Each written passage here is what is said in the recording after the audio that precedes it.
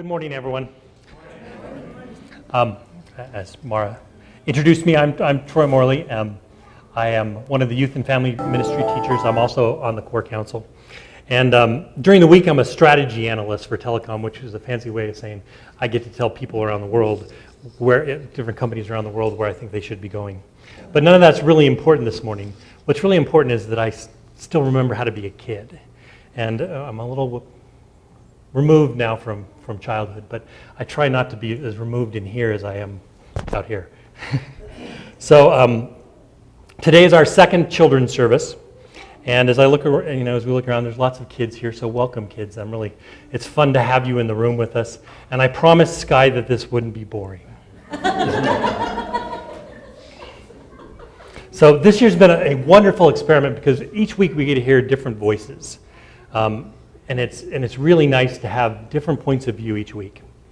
And so earlier this year we did a children's service, and I got to speak then, and I talked about Taoism through the eyes of Winnie the Pooh. So I got to wear my Winnie the Pooh tie, and so it's my second time I get to wear it. So hopefully this will become a theme. Every children's service that I get to speak at, I'm going to wear my tie. So this morning we're talking about the garden of your mind. It fits nicely into our theme this month, which is cultivation. I really like that phrase, the garden of your mind, because it brings up a picture of like flowers growing out of your ear or carrots growing out of your nose. But in our minds, we don't grow flowers, we don't grow vegetables, we grow ideas. And I think that's a really apt metaphor. And I'd love to take credit for it, but I have to give credit where credit is due. And I have to give credit to Mr. Rogers. So Mr. Rogers, most of the kids don't know who Mr. Rogers is, probably. But most of the adults in here, anybody over about 20 probably knows who Mr. Rogers is. Fred Rogers created a television show called Mr. Rogers' Neighborhood that ran from 1968 till 2001. During that time, he was given the Presidential Medal of Freedom. He was inducted into the Television Hall of Fame, and he was ranked as one of TV Guide's greatest TV stars of all time. Bouncing around here a little bit. Some of his iconic sweaters are actually on display at the Smithsonian. And initially, at least I didn't know, but Mr. Rogers was a minister when he started. He got into television because he said, I went into television because I hated it so. And I thought there was a way of using this fabulous instrument to nurture those who would watch and listen. What I really appreciate about Mr. Rogers is the fact that he talked to children. He never talked down to them. And so something I've always tried to emulate. So recently there was this group called PBS Digital Studio, and they took all these old PBS shows and they mixed them together, and they used a thing called auto-tuning to make spoken word into songs. And so they essentially took these shows and created a music video. So there's great ones. There's Bob Ross, who was the painter on PBS. He's got one, and he sings about happy little clouds. And Julia Childs has one, and it's really quite good. But the one I was struck with was Mr. Rogers. So I'd like to start this with showing you the Mr. Rogers video.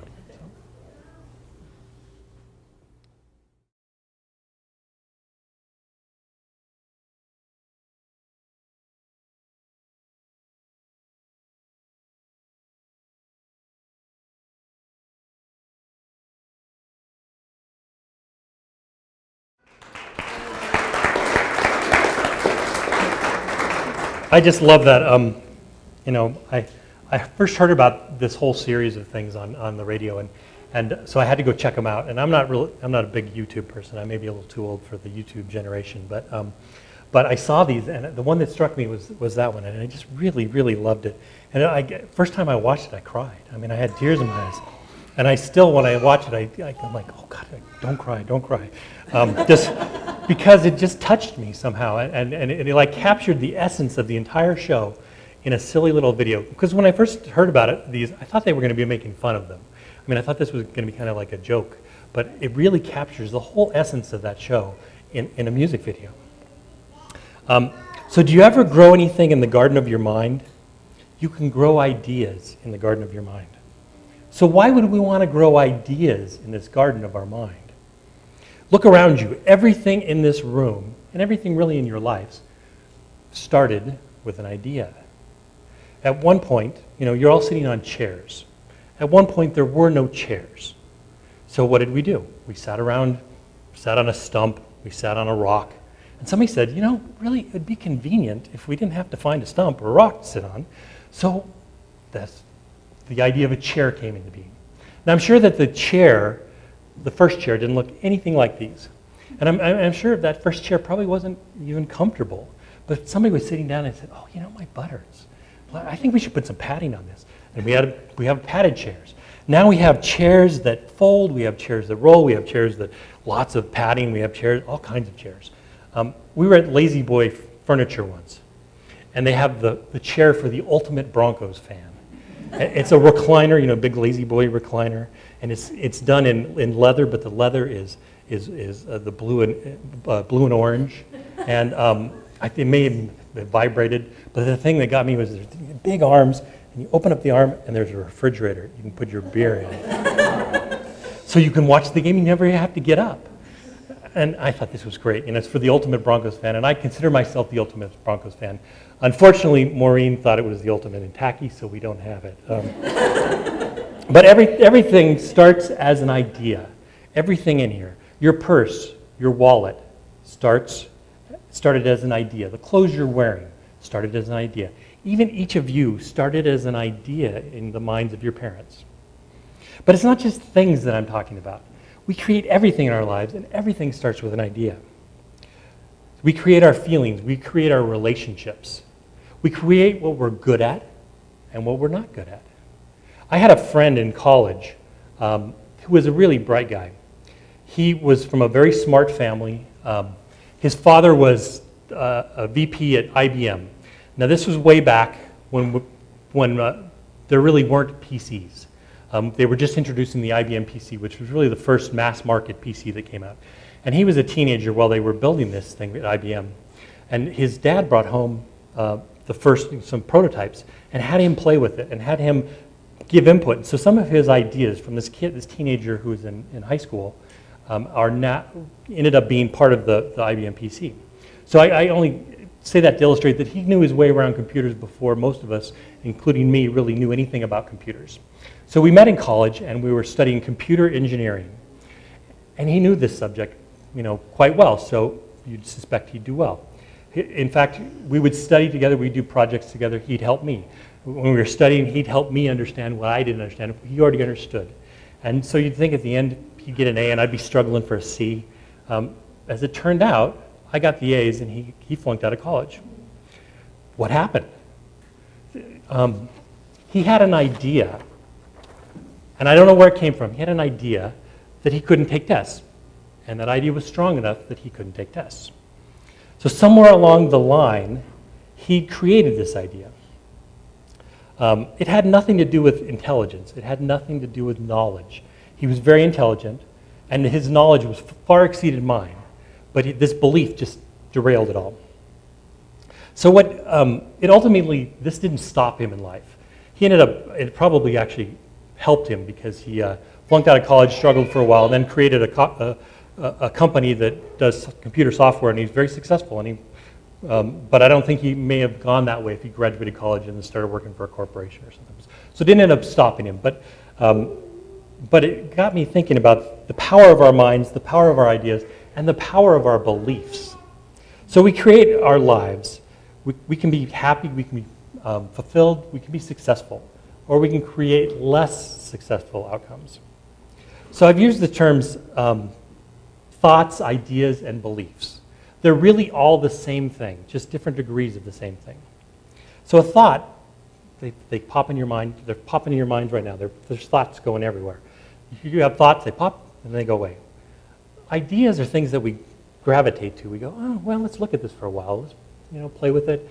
And the longer we keep it around, the more powerful it becomes. And then a belief is something that's been around, that we kept around long enough that it became true to us. It became this something that we live by. Now, a belief is not true or false. It is just something that is true to us. And it really is powerful because of that. In this teaching, we often, you've heard the term, thoughts become things. And I'd like to semantically disagree, because thoughts in general don't stay around long enough to create things. But, and that's probably good, because we'd have things popping in and out of existence all over the place. But ideas begin to have some power around them. And power is energy, and power creates, or energy attracts other energy. And so I'm not saying that if, I'm thinking of a chair, poof, a chair comes into being. But as I think about it, the more power I put behind it, the more energy I put behind it, I attract to my stuff, or to myself, things that allow me to create the chair. So beliefs are really powerful, for good and for not so good. They underlie all our other ideas. They kind of color everything that we do. So we may have an idea, but it's colored underneath by all the beliefs that we have. So let's take a look at somebody like Donald Trump. Donald Trump is very wealthy, and he believes he's wealthy. I think we'd all believe we were wealthy if we had millions of dollars in the bank and we had buildings that we owned that were named after ourselves. But what you may not know is that he's been bankrupt a couple times. So he's been at zero, or actually probably millions of dollars less than zero at times in his life. But he pops right back. He gets out of bankruptcy and back to being a multimillionaire. How does that work? I've heard it called a money thermometer. It's really just a belief where we're comfortable. We have a money comfort level. And we're really comfortable there, and we stay there. We can move up and down a little bit at a time, but that's where we're comfortable. And so let's say I have a money thermometer that says, I'm making $50,000 a year right now. I'm pretty comfortable with that. Of course, I want more, so it may inch up over time, but I submit that if I have a money thermometer of $50,000 a year, and you give me $1 million, I probably will lose it within a fairly short period of time. There's been studies done about people that win the lottery, particularly ones that take like the big lump sum. They get all this money, and with a couple years, they're back down to exactly where they started. Why is that? Because our comfort level is set. And we've jumped way out of our comfort level, and then we start to slowly move ourselves back down to that level. Now, Donald Trump has this belief that I'm a multimillionaire, so he could be $10 million in debt, and before you know it, he's got all this money back in the bank. So I think we could do lots of, you can do lots of series about money in itself. There's some interesting things that we have tied up in money. But so back to my friend. You think my friend sat down and said, oh gosh, I think I'm going to believe that I'm terrible at taking tests, and so I think ultimately I'll just go ahead and flunk out of college. I don't think he ever consciously thought that. I don't think he ever, if you asked him, I don't think he could consciously tell you he was bad at tests, but he was. So it built up over time. So probably what happened was he was in elementary school and he flunked a test for whatever reason, and he got this inkling, oh, maybe I'm not so good at tests.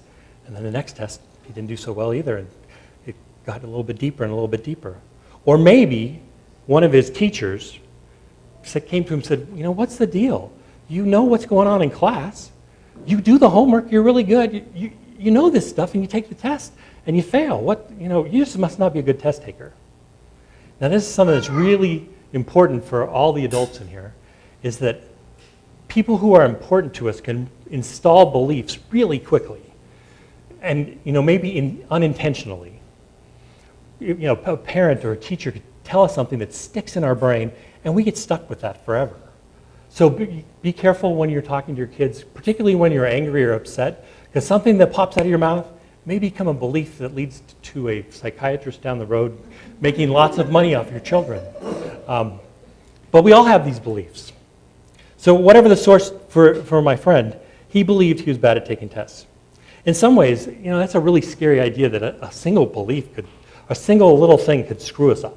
But we all have those single little things that screw us up in different ways. The thing that's nice about this, there's good news in all this. Ideas can change your life, for better, for worse. Beliefs are deeply held ideas, and they really underlie everything we do. But ideas can be changed. Beliefs can be changed. I'm sure you've heard the Science of Mind saying, change your thinking, change your life. We create our ideas, and we can create new ones. At any time, for any reason. We can change our beliefs. We're completely in control. So we create everything in our lives, so why not choose to make a great life? But back to Mr. Rogers. It's good to be curious about many things. You can think about things and make believe. All you have to do is think, and they'll grow. I love that whole video. But so Mr. Rogers was talking to children, and he was telling them it's okay to be curious. It's good to be curious about things. It's good to examine things. It's good to look at things. But I think everyone in the room, all the adults should really listen to that too, because as we get older, we get really set in our beliefs. I believe this, I believe that. Our ideas and our beliefs become fairly firm. Now that's not all bad. I mean, there's some great beliefs we have. We look back at the Bible and there are great beliefs, do unto others as you would have them do unto you. Love thy neighbor, don't steal, don't kill. Okay, those are all pretty good ideas. Still good beliefs to have around. But what I'm talking about are the beliefs that don't serve us anymore or potentially never did serve us. I'm bad at taking tests. I'm not good at relationships. I'm too old to do that. I'm too young to do that. I'm not tall enough. I'm not thin enough. I'm not blonde enough. I'm not whatever enough. I don't have enough money, or I'm not rich enough. Now, did you ever notice we never say the opposite on that one? We never say, I have too much money. I can't do that. I'm not poor enough to do this. No. Children believe anything, or believe they can do anything. They have wonderful, wonderful imaginations. They're not ever held back by reality. They're not ever held back by lack. If you ever ask a child what they want to be when they grow up, it's just, you get some great answers. And they're completely and totally genuine in it. When I was a child, I wanted to be an astronaut. I wanted to be a dentist. I wanted to be a superhero. I wanted to be a fireman. I wanted to be all kinds of things. Depending on what day you ask me, I'll give you a different answer. At one point, now you have to remember, it was the early 70s and I was first or second grade, I wanted to be in a motorcycle gang, and I wanted my name to be Snake. I also had this great idea that if I could sing like Johnny Cash, all the little girls would love me. So children are curious and they love playing make-believe. They love playing make-believe. They're not held back by reality. But reality isn't so real. Reality is just one of those ideas that we come up with. Reality changes. It was reality that for 1,000,000 years men could not fly. But I spent over 20 hours each way going to Singapore last week at 35,000 feet. It felt pretty real. So if you want to change one of those beliefs that aren't serving you anymore, why not try a little make-believe? I have a belief that I can't take tests, so I decide to make believe I can take a test.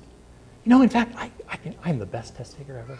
And if you get into it, you really believe it, you feel it, you really get into this plain make-believe, pretty soon you'll be good at taking tests. Pretty soon, that truth is no longer true. So make-believe is just another name for things we talk about in here a lot. We talk about the law of attraction. We talk about spiritual mind treatment or using affirmations. Those are all just make-believe. You're just plain make-believe.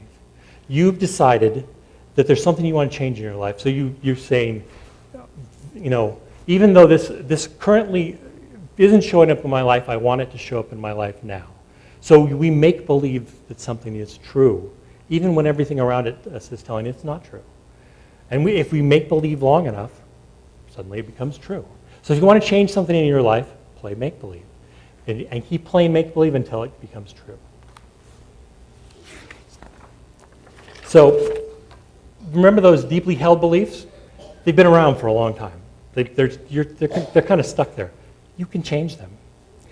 But how you change them is by playing make believe. You decide this belief no longer works for me, so I'm going to decide something else. But you have to kind of play make-believe until that changes. But I like the term make-believe because it makes it sound like so much more fun to go through. It's not work, it's play. I'm playing make-believe to change something. So where do ideas come from? They come from anywhere. The idea of a chair came from somebody's imagination. There was a problem. They came up with an idea, they replaced it. But actually this month we talked with the kids a number of times about different things, inventing things. Children actually throughout time, lots of children have invented things. And there were some really fun things that that were invented by children, and the children liked the fact that, hey, I could invent this stuff too. But ideas can come from just about anywhere. They can be inspired by, you listen to somebody talk, you get an idea. You watch a movie or a TV show and you go, wow, I had never thought about that. Or you read a book. Now, books are a great example of something that is useful for all of us, because you have this, you're reading something and you're creating with your imagination the reality of this book. So you're exploring new ideas, seeing new places, but it's all through the frame of your mind. So I really like books, and they inspire ideas, but why am I talking about books? Because it gives me a chance to kind of end my talk here with another video. So there's another PBS show called Reading Rainbow. And it starred LeVar Burton. And he was, long ago, was in Roots. Then he was Geordi in Star Trek The Next Generation. He was the guy with the cool little glasses that could see. But he had this PBS show called Reading Rainbow, and it was aimed for kids, and it was talking all about books. And so I thought I'd end this with watching another video from Reading Rainbow.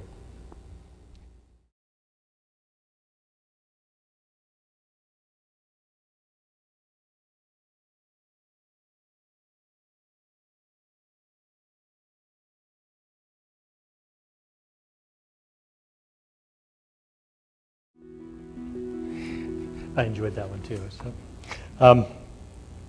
So as we're heading home today, after the pancake breakfast, of course, everybody take a little time, maybe to go read a book, maybe to use your imagination, or maybe to play a little make-believe. So thank you very much, and we'll end this with let us pray